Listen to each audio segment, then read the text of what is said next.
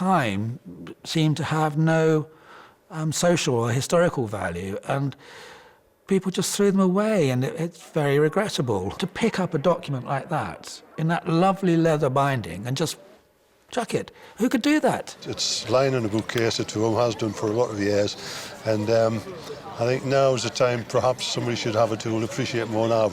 I mean, it's practically impossible to value something like this, but I would be inclined to come up with an estimate in the region of £300 to £500 and suggest a reserve of 300. Did David find someone like-minded amongst the bidders who understood its social significance? Lot 110, one of my favourite lots, the leather-bound visitors book, one commission bid. I start at £300. Okay, 10 anybody now? At 300, 310. To my right in the room at 310. 320 anybody? At £310. 20 yes or no? At £310, are we all done? Thank you so much for bringing that in. That's a lovely bit of heritage. Thank you very much. Not a bad price for an item that nearly ended up in the dump, and yet it's worth so much more in terms of historical significance. I was delighted to find that it had been bought by the shipyard archivists, and that was fantastic. This book started out at the shipyards and, incredibly, has finally found its way home to a place where researchers can learn about the region's social history. It's nice that one turned up, but for every one that turns up, there are 1,000 that are lost forever. Think twice if you come across old documents that don't interest you. They could represent an important part of British history, and someone out there will snap them up. One item had Charlie Ross reminiscing about his own social history. Imagine seeing something at a Flog It that I hadn't seen for crumbs. 40 years? No, 50 years plus. Baba books. They are wonderful. And I've looked through a few of them, and I recognise so many of the actual pictures, not just Baba self, but some of the characters in the books. It's terribly exciting for me. I can remember the stories being read to me by my parents when I was small, and I think they lasted actually long enough for me to read to my children. I don't know where they are now. Probably got torn and scribbled in. Never scribble in a book. Never colour a book unless it is a colouring book, because it completely wrecks the value. These books need to be mint condition to make top dollar. How did you get hold of them? Many, many years ago, I worked for a motoring organisation, and in those days I was on a motorcycle and sidecar. Yeah. And one day between Raglan and Esk, Yes. in one of the laybys, all these was thrown out. No. And of course I looked through them and collected them up and took them home. What a clever bloke to pick them up. Yes, they're 20th century, but in another 20 years, they'll be 100 years old. The original author, Jean de Brunoff, was French. So I understand, yes. Born in 1899, and these are dated 1934, 35, 36, 37 and 38. 38's interesting because I thought he died in 1937. I presume it was just published the year after he Possibly, died. yes. So this, yeah. To have 5 in a run at the end of his life, I think it's very exciting. Lovely, lovely colours, big, big images. The illustrations are wonderful. Yeah, they are very nice. Wonderful. Just fantastic. Yeah. I'd just like to stay here and read them all. There is one other image. Look at that. Yeah. I remember that so well. I think he was genuinely surprised to find that they were of a value. I think that these volumes are worth over £100. Are they? Yeah, I do. I think we'll estimate them at £100 to £200, and I think there'll be no shortage of people wanting to buy these. If I were allowed to buy them, I'd buy them myself. Well, you can't, Charlie. Give someone else a chance. Was anyone as enchanted with them at auction as Charlie? Lot number 622 is the story of Baba, 5 in the sets here. £100 I have to start. £100, 110, 120, 130, 140, 150. Takes me out at 150. I'm seated at 150 now. At £150. Are we all done then at £150? Yes, sold. £150 in and out, virtually. Yeah. Lovely things, though. Good illustrations. Yes, very nice. And good for you for looking after them all that time.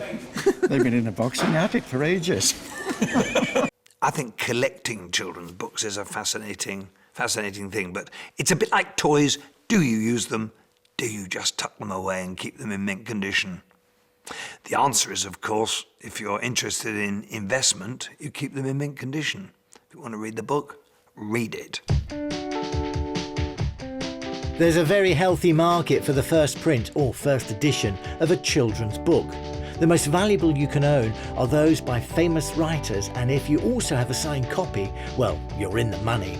This signed edition of a Beatrix Potter book would sell for £10,000. It's not exactly child's play. Sometimes it takes you, our visitors, to rescue an item which would otherwise be lost to posterity.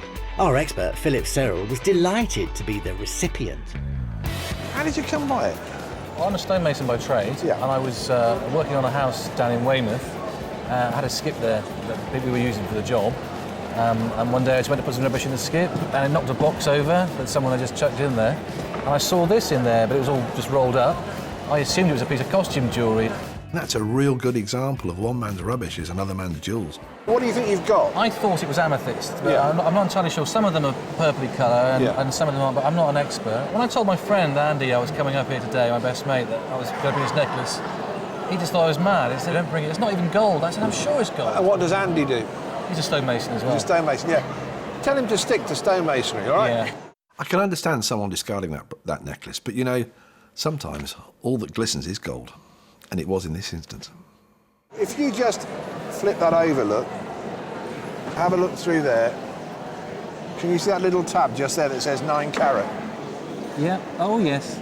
So that's 9 carat gold. 9 carat gold. Are they amethysts or not? Well, the truthful answer is I don't know. I think they're probably paste, in all truth.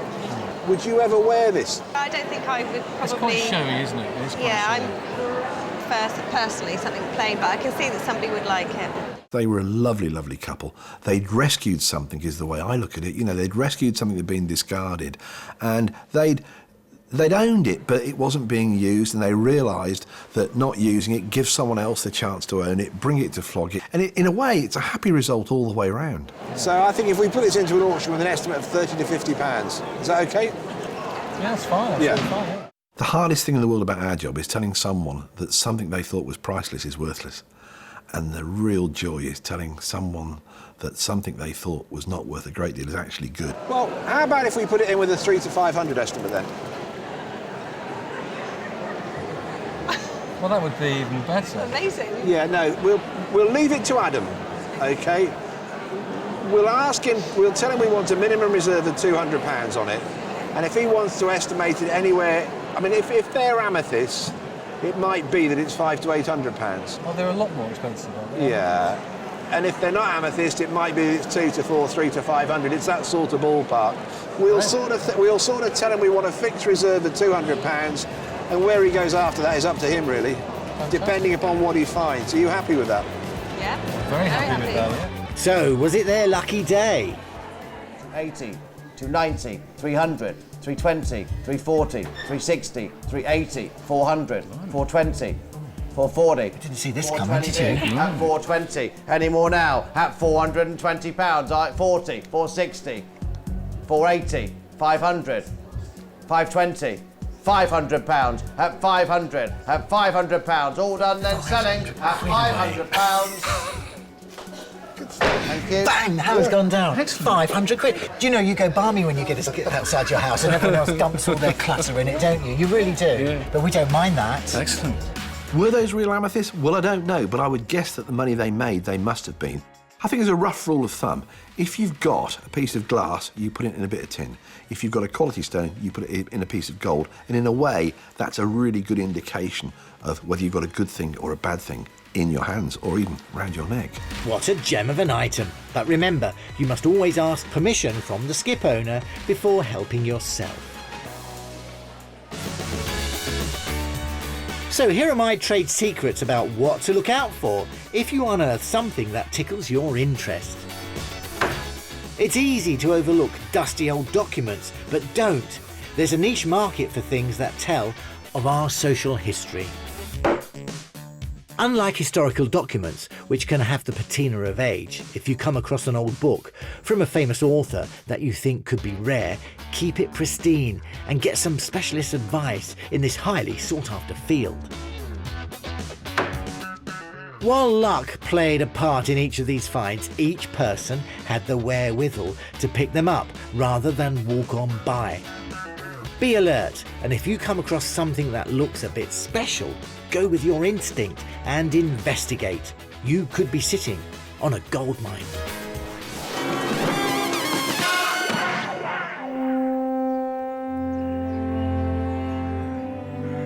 The little boy or girl in all of us often imagines discovering treasure. So what better way to indulge the dream than by going on an unusual kind of hunt on rugged Dartmoor?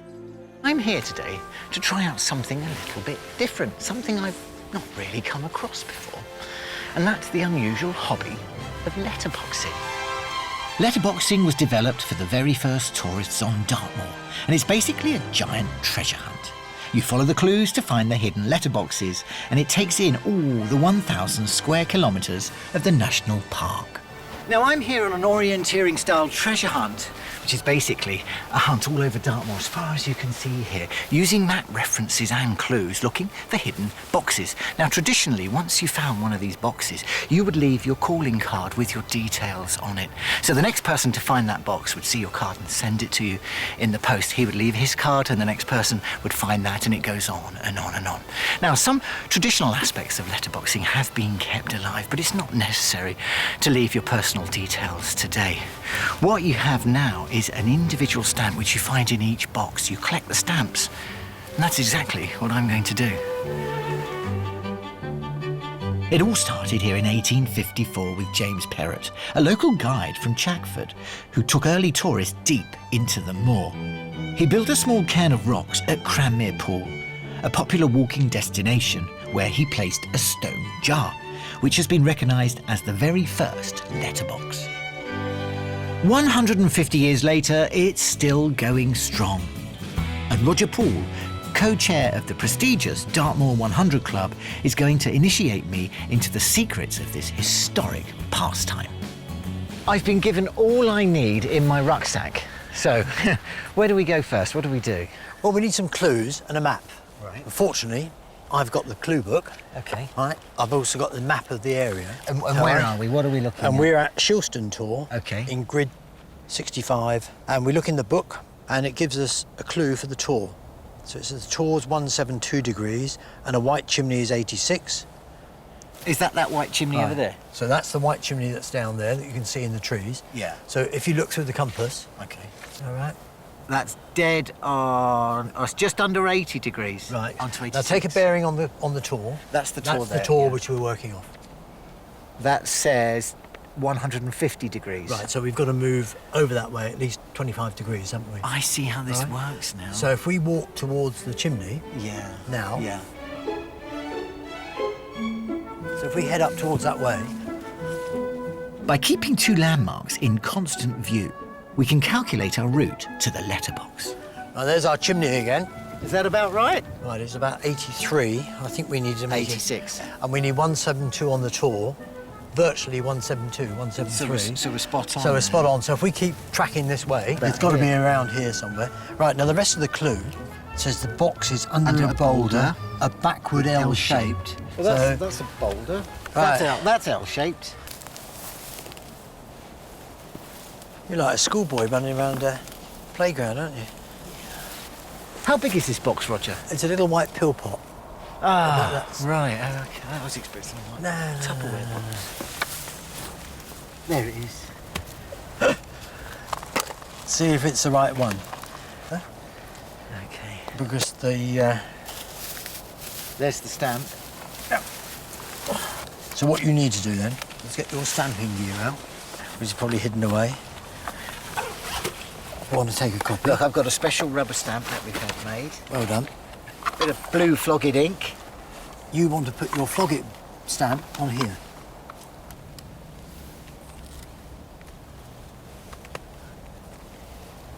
There we go. Yep, that's very good. Brilliant. So we leave a stamp and take a stamp. It's the same as yours. Mission accomplished. So how did you get involved in this and when did you start? Well, we started over 25 years ago now with the school walk with our children. And we found a couple of letterboxes, thought, well, this is good. It kept the children active. They didn't get bored. And we just went on from there. It's all about the hunt. So onwards and upwards. 99 to go and I get one of these. That's right. Not before. And you can have a badge. And now it's time for Flog It to add to the 150-year tradition. This is where we can place our Flog It letterbox, isn't it? So what do you want me to do, Roger? Well, if you give me the letterbox, check that everything's in it. You've got it in a nice watertight container. Perfect container right. for this. That's for you. So you're going to go off now. I should go away now and sight it. And sight it. And then I guess log all the coordinates and the bearings. That's correct. There you go. OK, and then I'll put that on our website. Thank you very much. OK. Thank you. Well, a wonderful day out. Away we go. Bye. I'll see you again. Bye. And even I don't know where he's going to hide that. I've got to look up all the bearings as well, just like you have. That's the way it works.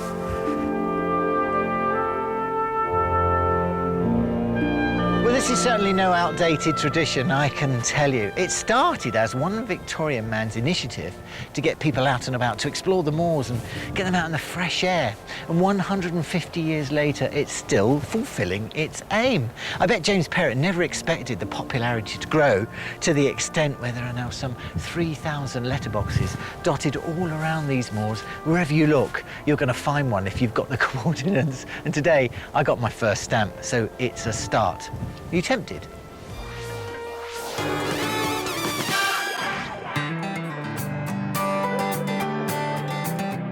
Now, I know Anita Manning is one of your favourite experts. She is the First Lady of Flog It. We're used to seeing Anita at our valuation day tables, giving valuations to our owners, and also on the rostrum as an auctioneer in her own sale room in Glasgow. 60, 70. But what inspired Anita to become a pioneer herself? Sets me apart from other auctioneers is that I'm a woman. Now, I started my business in 1989, over 20 years ago, and I started the business with my daughter. 300 bit, 816. It's not that I'm anti-men. I love men. I've been married several times, and I've always had a great time with them.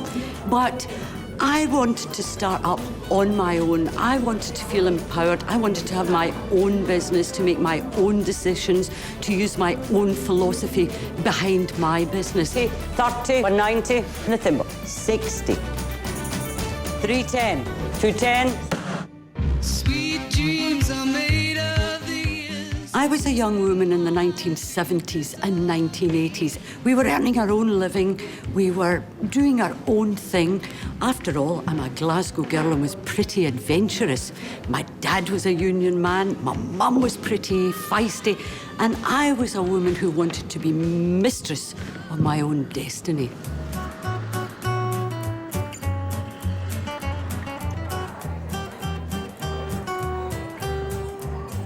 I love Kelvin Grove Museum.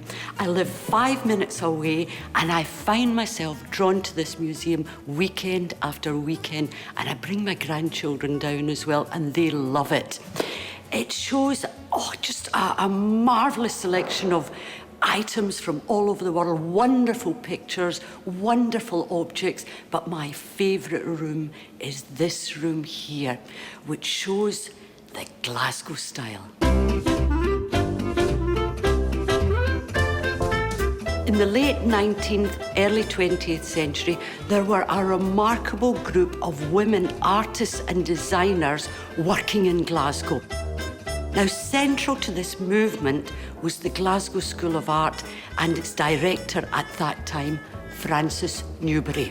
Frances Newbery encouraged equal opportunities and encouragement for women, and that was at a time when women were denied further education at universities. Now, these women worked in a variety of different media. painting, ceramics, metalwork, textiles, and interior design. They were celebrated throughout Europe and exhibited